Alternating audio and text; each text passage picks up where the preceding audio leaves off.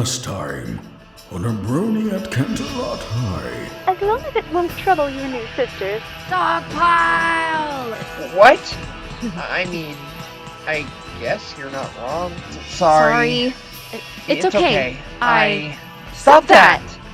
I was just wondering, if no one's asked you yet, would you want to maybe possibly go with me? Of course. I'd love to go with you, you big, lovable dork. Oh, a new boy toy from the looks of it. I'm Brandon. Who are you exactly? My name's Blue Raspberry.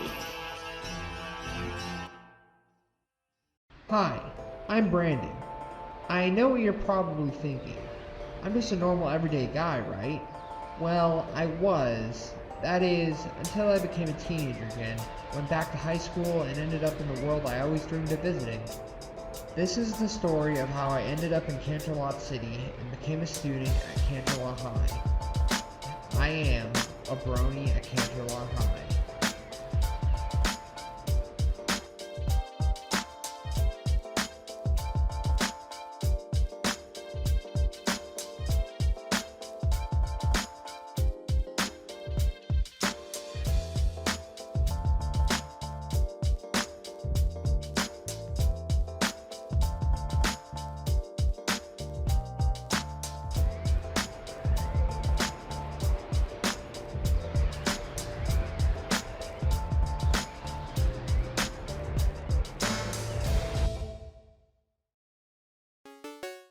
A very sweet obsession.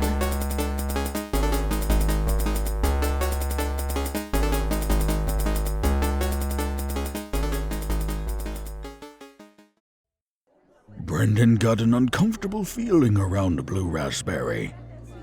As she got closer to him, a bit too close for comfort in face, she twirled her pigtail curl with her finger, acting seductive. And where has a cute boy like you been?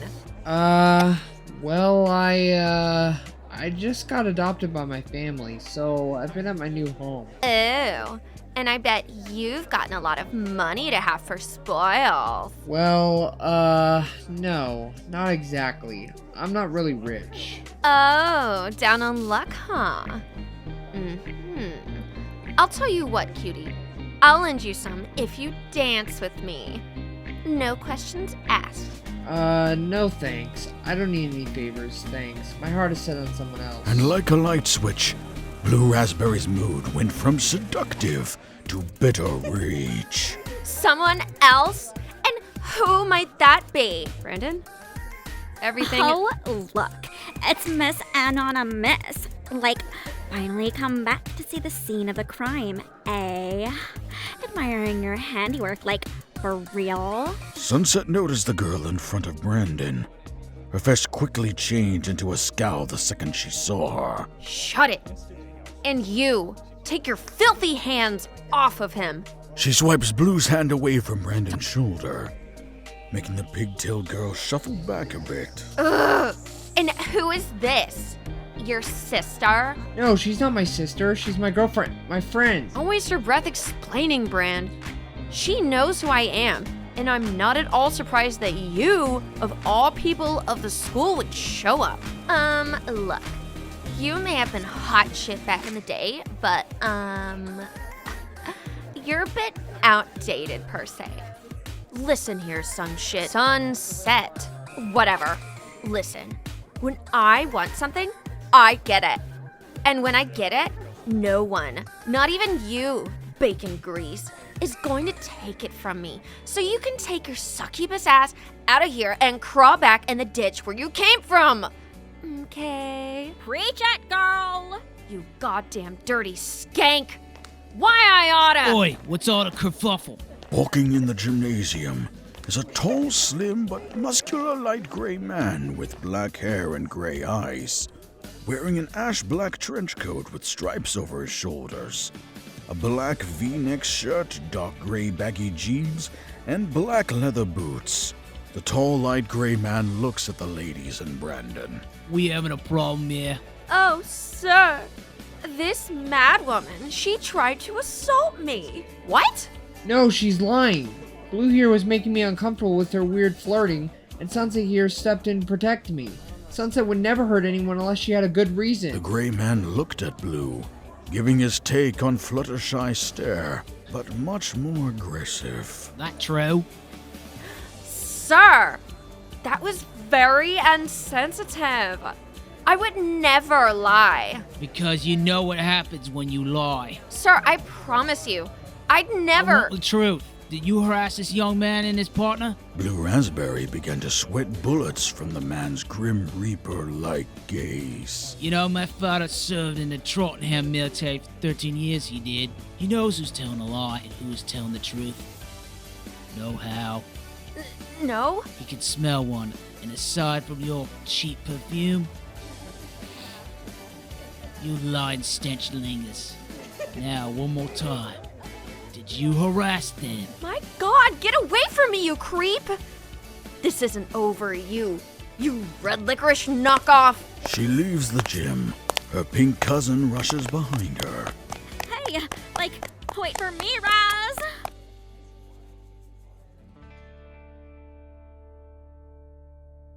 Blue headed out of the hallways outside the gymnasium and began to think of a plan. Pinks, enough is enough. Whatever I do, I will make Brandon mine. When I want something, I get it. Nobody can tell me no and get away with it. Nobody! You're not serious. Are you, sure it's even a fight worth fighting? I am serious, Pink. I'll do anything to get my hands on Brandon, even if it means taking him by force. They just double-crossed the wrong girl. Let's go, Pink.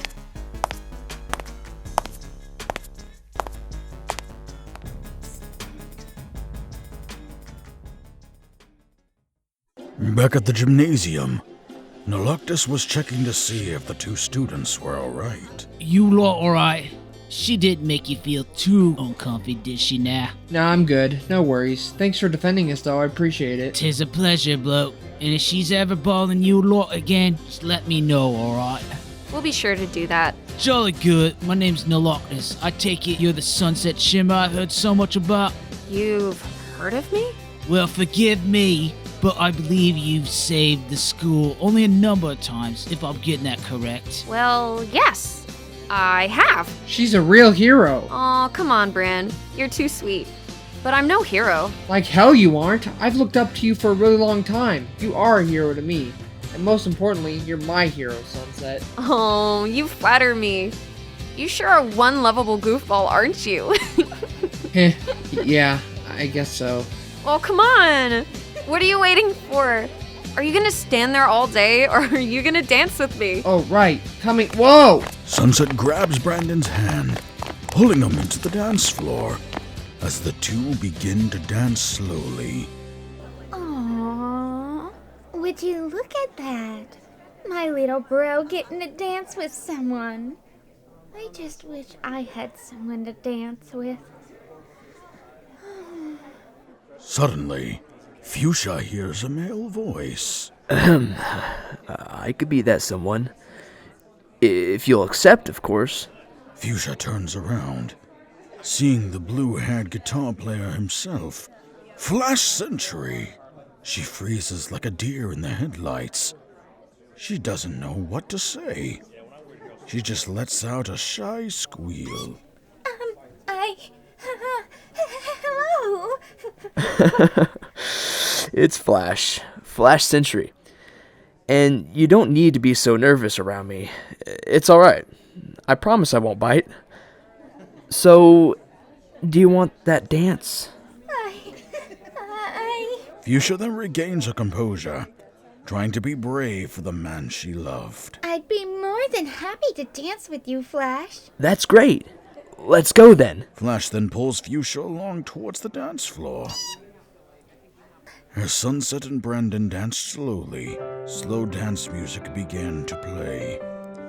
They were lost in each other's arms, simply enjoying the moment. Nothing could ever ruin this moment. This is perfect. I agree. This is heaven. Don't talk, Bran.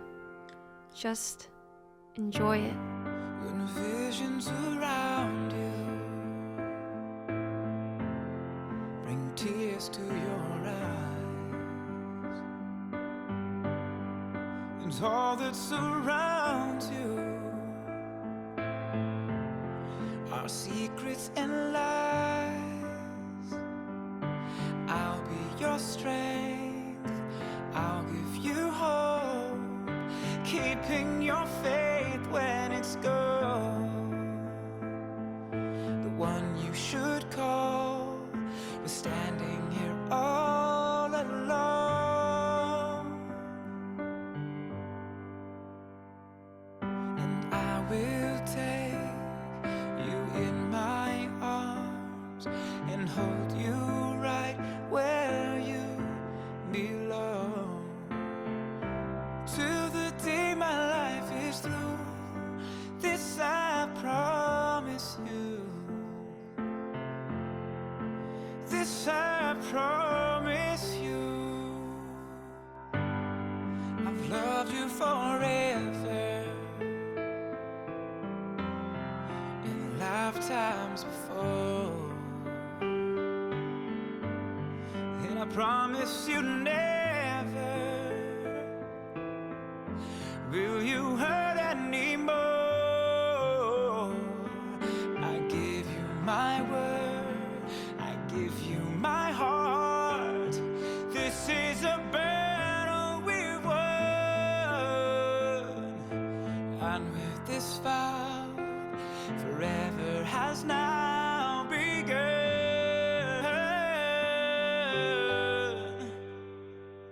Just close your eyes each loving day, and know this feeling won't go away till the day my life is through.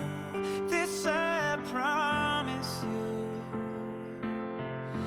Ooh, this I promise.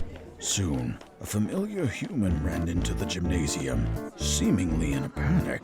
Heyo everybody. Sorry I'm late. Had a situation come up. What could possibly be the situation, Mr. Garner? Oh, nothing too major. Just figured I'd tell you all there's a new big bad dude on the way here.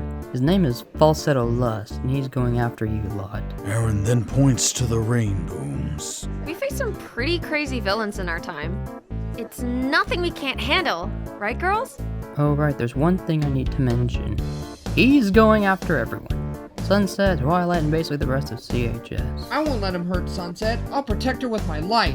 Ugh, typical. Wait, Brandon? Yeah, wait, Aaron? Garden General. So? No wonder you were gone from Discord for so long. You must have been here this whole time. Yeah, sorry for not letting you know beforehand, bub. I would have if I had known that it was gonna happen sooner rather than later. But that's besides the point. We need to come up with a plan to stop Falsetto. He's going to be here soon, and you all need to be prepared. No. What we need to do is find out who's controlling him and put a stop to it. Oh, duh, you're right. But the question is how? I don't know. My best guess is we'll have to follow Falsetto and see where he goes. We'll need a strategy, though. I'll help. Brandon's mom then butts in. Oh no, I don't think so. There's no way I'm allowing my baby boy to fight against a magic-absorbing monster. You could get hurt. Bonnie then chimes in. She's right, you know. Mom, I'll be fine, really. That's right. You will be fine, because you are not joining this fight. I forbid it. That is final, young man. But Mom... Don't but mom me, mister. It's too dangerous. End of story. She's right, Bran. You're just an average human with no magic. I'm sorry to say this, and please don't take this harshly, but you'd probably just get in the way. But Aaron is helping, and he's an average human. That's because he is our strategizer. With my brains combined with Aaron's, we can come up with a great plan to defeat this new threat. Fine, I understand. I guess I'll just stay out of the way then. You got hot, kid. Many other people around here usually don't go button heads with all-powerful beings. Well, aside from Fall Formal's princess from 2 years ago. Twilight looks at Naloctis confused, not knowing what he was implying. Though your mom's right. If you go out there against Falsetto having no other knowledge, you'll end up in the worst fate then. Either way, it's best you don't get into harm's way. Yeah, I guess you're right. Brandon's dad walks up to him, placing a comforting hand on his shoulder. There, kiddo. You may not be able to help with the fight. I'm sure you could help the girls in other ways. Like being their moral support. There you go. That's the spirit. So, Bran, you want to be our moral support? I guess so. Can I, Mom? Oh, all right. But only from a very far distance. And absolutely no fighting under any circumstances, or else you're grounded for 6 months. Do I make myself clear? Yes, Mom. I promise I won't do any fighting. Good. Then yes, you can give moral support. I know how much you absolutely adore Sunset, after all. Mom! Oh, come on, Bran. It's super obvious that you like me. No point in hiding it. Fine, I do. Just a little bit, though. Sure. A little bit. Let's go with that. Ahem. May I have everyone's attention, please? Thank you. Aside from the commotion from earlier, I'd like to announce the Valentine's Day King and Queen of tonight's dance. Oh, who's gonna win? Is it Brandon and Sunset? Oh, I hope it's Brandon and Sunset. Oh, I hope Brandon and Sunset win. They're my #1 OTP. Calm down, Sugar Cube. We don't know who's gonna win. Well, all I know is it better be Brandon and Sunset. I've been rooting for that since 2015, when Brandon first became a Brony and got Sunset as his waifu. What's a brony? Don't question it. It's just Pinkie Pie being Pinkie Pie. So, without further ado, our Valentine's King and Queen are Brandon Hackworth and Sunset Shimmer. What? I was not expecting this. Well, what are you two waiting for? Go up there and claim your prize. Right. Hey, not this again. Stop it. I said stop. Ha! You two did it again. You two are totally made for each other. Oh my god, they're so adorable. Hashtag prom king and queen. So are you. Flash. Relax. I'm just messing with you. Obviously. Fuchsia's face was turning a visible shade of red. Meanwhile, Brandon and Sunset went up on stage to claim their king and queen crowns. May I present to you the Valentine's Day King and Queen. Blue Raspberry suddenly snatched the crown just before it ever touches Sunset's head. That belongs to me, thank you. What the? That crown doesn't belong to you, darling. That belongs to our dear friend Sunset. Yeah, she earned it fair and square. Ugh. And when have either of you been fair and square with each other when you two first showed up? Like that time you, Rarity, had a contact from a rival company that your parents said to stay away from? The crowd murmurs in confusion and shock. So did Rarity. Or how about that time you, Rainbow Dash, had signed up for a rival school after your first tryouts and bailed out? Didn't think that hadn't gone unnoticed. Hey, that was a long time ago. I didn't know any better, and besides, those guys were jerks. And there you go with your stupid excuses. You see, Brandon, your so-called friends always have something to hide. How long do you think they'll keep them away from you? Until you find out about them, too little, too late. I have nothing to hide, sweetie. So why don't you pucker up and make it official? Blue then began to pucker her lips as she leaned forward for a kiss. Someone help? Suddenly, Blue suddenly got whacked from behind her head as she collapsed on stage. Standing tall behind her was Sunset. Want to try and separate my red and yellow blend? Go and try. It just proves why Blue isn't as cool as it seems. So I'll be taking that back. Sunset hands back the crown to Principal Celestia, so she can place the crown on her head fully and without interruption. Sunset embraces Brandon as the crowd cheers for the newly crowned couple.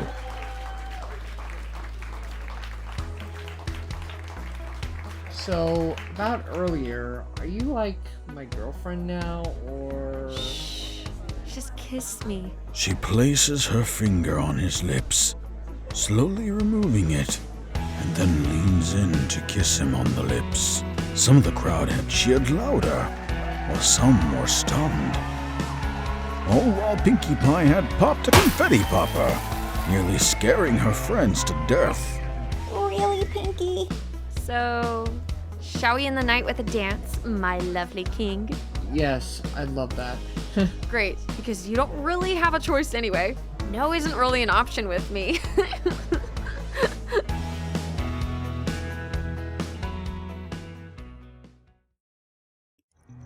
The Valentine's dance had eventually ended, and everyone was partied out. The girls walked out with Brandon, and Fuchsia gave him a hug. I love you, little bro. Don't ever forget. I'm always here for you when and if you need me. Thanks, Fuchsia. I love you too. Take good care of Sunny D. Love Bug. She means a lot to me, and I know you mean a lot to her now. I will, I promise. So? How should we celebrate the new couple? Ooh, I know! Slumber party at my house! Oh, a girls' night out. That sounds like a great time. You can come too, Fuchsia! The more the merrier, I always say. You're one of us now! Can I come too? Of course! Androgynous friends are welcome too! Thanks, Pinkie. Sure thing! Well, gotta say, Brandon, you really got lucky tonight. You have a title at Canterlot High. You have a queen who is also your girlfriend now, and you're spending the night with her. She embraces him tightly. My little brother's becoming a man. Okay, sis. Too tight. Jeez, you sound like Mom. I think Ma rubbed off on her a bit. Oh, well, hush you. Besides, if anyone is gonna be mini-mom around the household, it's me. What's that about being the mom around the house, mini-me? Nothing, Mom. Nothing at all. Well, anyway, Pinkie, can I maybe join the slumber party too? I know it's supposed to be all girls, but I am really attached to girls as my friends. I think I'd really enjoy it. Sure thing, Brandy. What? But he's a guy. We've never had a guy at one of our slumber parties before. Now, darling. If he wants to join us, he's more than welcome.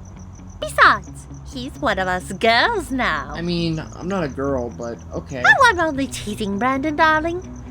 No, you're more than welcome to join us. Yeah, I think it could be fun having a guy for a change. Not to mention my favorite guy. I'll have to drop off pajamas for both you and Fuchsia, honey. They'll be on the bed when you get to Pinkie's house. I'll need the address, though. Of course! It's 616 Gallop Trail! Brandon's mom wrote down Pinkie's address in her address book. 616 Gallop Trail. Got it. Thank you, dear.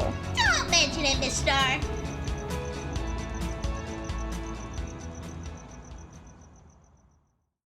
After the dance is over, Falsetto and the Dazzlings are standing and watching on top of a rooftop of Canterlot High.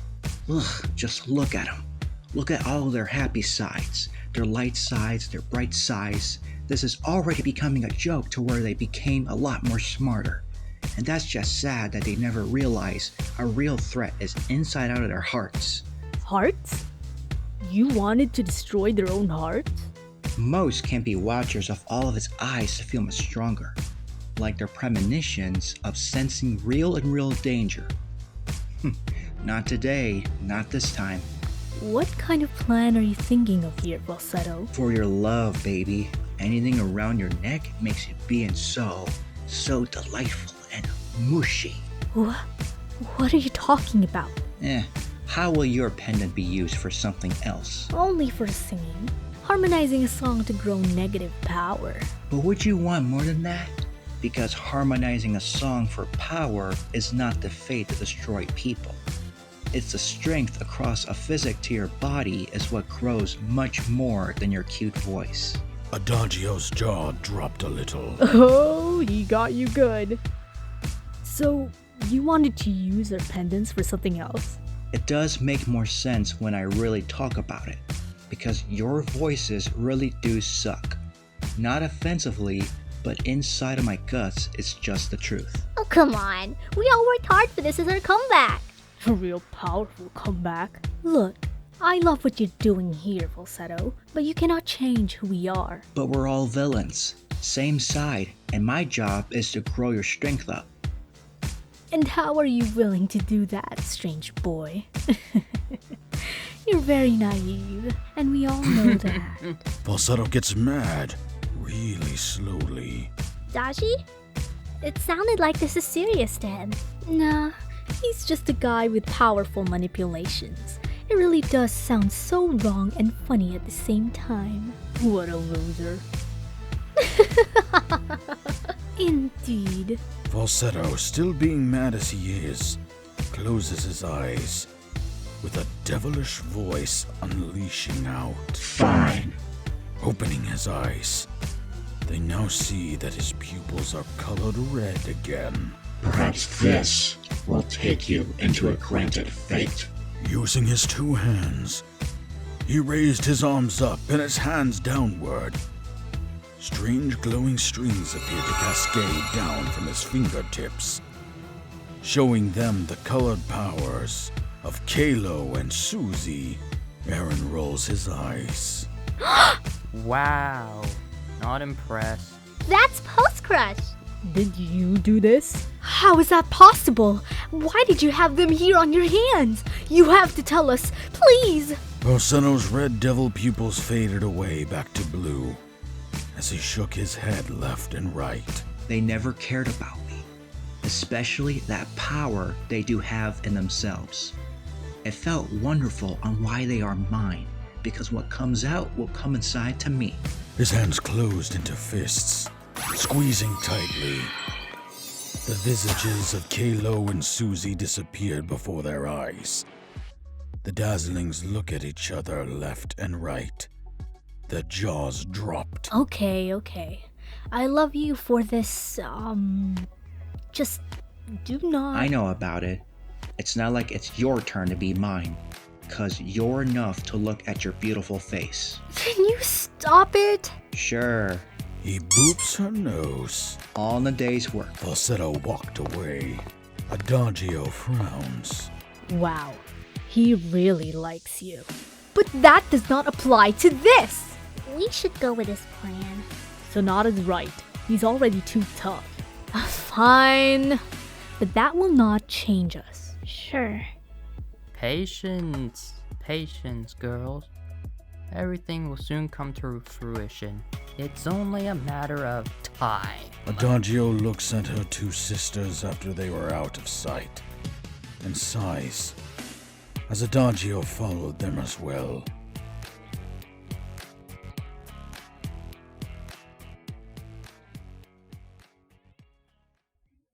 Back at Canterlot High, just as Fuchsia and Brandon were about to leave to go to Pinky's house, Flash ran up to catch Fuchsia before she left. Hey, Fuchsia. I'm glad I caught up with you. Hey, listen. I just wanted to say thanks for the dance tonight. I had a lot of fun tonight, and I was wondering if you'd like to do something like that again sometime. Only if you have the time. Oh my gosh, yes! I'd love to hang out with you again. What? Really? Fuchsia gave him a kiss on the cheek as she blushed a cherry hue. Was someone popular among the sports team? Who wouldn't? Yeah, I'm pretty cool, aren't I? Totes! Come on, sis, we gotta get going. I guess you've got somewhere to be. Slumber party at Pinky's. Anyway, here's my number. Fuchsia then hands Flash a piece of paper with her number written on it. Don't forget to call me, okay? You got it. Bye, Flashy. And with that, Fuchsia got in the minivan with her brother. and her new friends and headed off to the house of Pinkie Pie.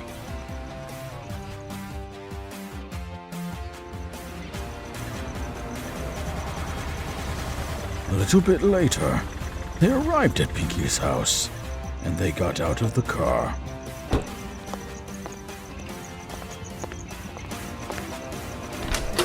Brandon, Isha, welcome to Casa de Pinkie! To be continued.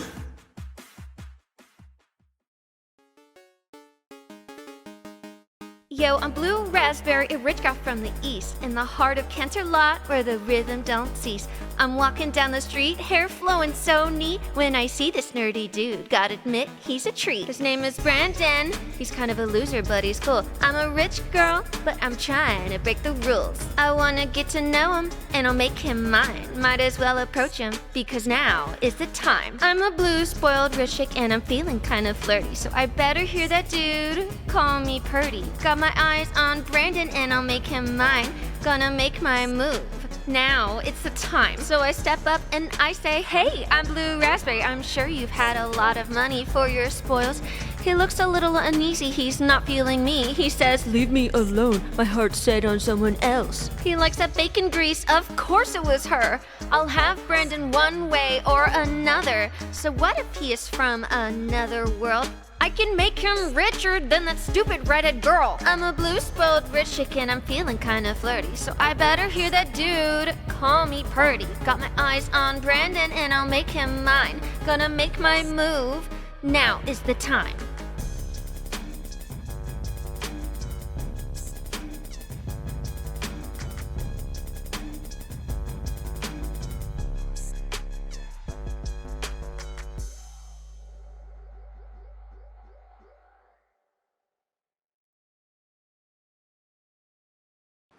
At a quiet harbor during a lazy afternoon, a lone fishing boat rocks gently on the water. Its occupant, a teenager named Junior, casts his line lazily into the lone blue sea. The soft sounds of water lapping against the boat and the distant call of seagulls creates a serene atmosphere.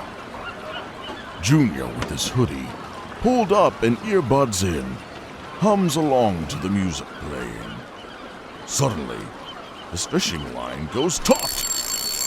He grips the rod with excitement, thinking he's got a big catch. But then, an eerie glow emanates from the water beneath his boat.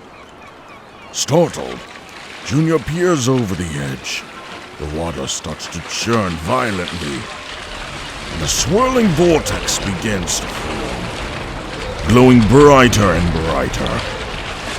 Junior's eyes widen in terror as he feels an irresistible force pulling him towards the vortex. Whoa, whoa, whoa! The vortex intensifies, the water spinning faster, creating a whirlpool that seems to defy all logic. The force becomes too strong, and Junior is yanked from his boat, sucked into the swirling mass like a ragdoll. The screen fills with blinding light and a cacophony of rushing water. Soon, Junior found himself sprawled on an odd, unfamiliar sidewalk. He groans, sitting up slowly and rubbing his head. He then found himself in a deserted street, the buildings tall and unfamiliar. Neon signs flicker in the distance, casting an eerie glow on an empty road. Junior stands, turning in a slow circle, his breath visible in the chilly night air. His eyes widen as he takes in the sight of a towering structure and the alien cityscape. Where am I? He walks a few steps, his sneakers scuffling against the pavement. There's no one around, no cars, no people. It's as if he's the only one awake in this strange world. He then spotted a sign signifying where he was. Welcome to Canterlot City. Canterlot City. Sounds familiar. Junior stares at the sign, Disbelief itched on his face. He swallows hard, the reality of a situation sinking in.